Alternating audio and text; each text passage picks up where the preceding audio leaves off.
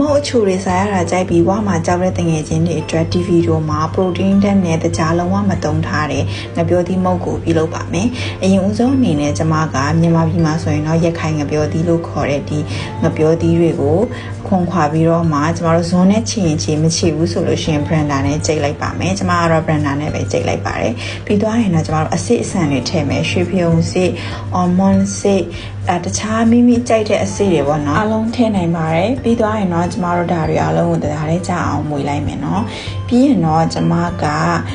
ကိတ်မုံဖုတ်တဲ့ခွက်ကလေးပေါ့နော်။အောက်မှာမကတ်အောင်လို့ဒီဆက်ကူလေးခံလိုက်မယ်ပေါ့နော်ပြီးသွားရင်တော့ကျမတို့ဒါလေးကိုတတိယချာလေးအပေါ်မှာညီသွားအောင်လုပ်လိုက်မယ်အပေါ်ကနေပြီးတော့မှကျမက